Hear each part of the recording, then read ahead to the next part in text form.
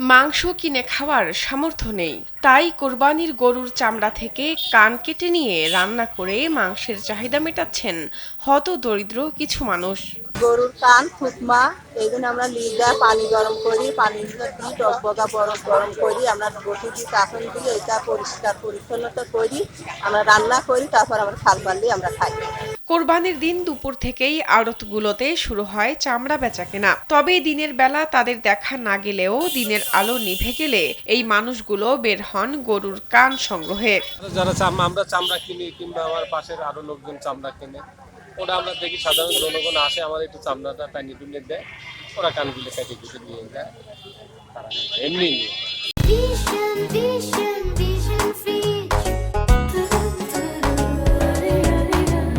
কোরবানি দিতে না পারা বা মাংস কিনে খেতে না পারা এসব মানুষগুলোকে চামড়া থেকে গরুর কান কেটে নিতে দেন চামড়া ব্যবসায়ীরা।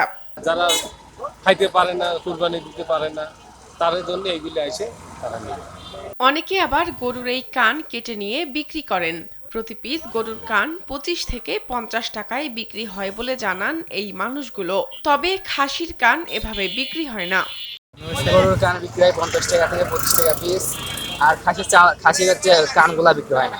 পাবনার চাটমোহর পৌর সদরের নতুন বাজার ঋষি পল্লীর সামনে চামড়ার আড়তে দেখা যায় এই চিত্র।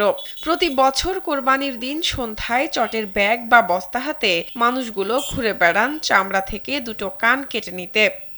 বছরে বছরে এখানে কুরবানি খাল এখানে আসে, নতুন বাজার বুধবারে হাটে আসে, আমরা বছরে বছরে আসি গরুর কান কাটি কাটি নিয়ে যাই।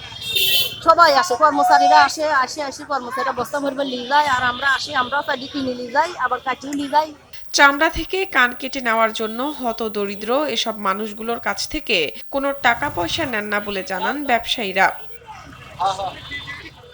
শাহনাজ পারভিন, কালবেলা।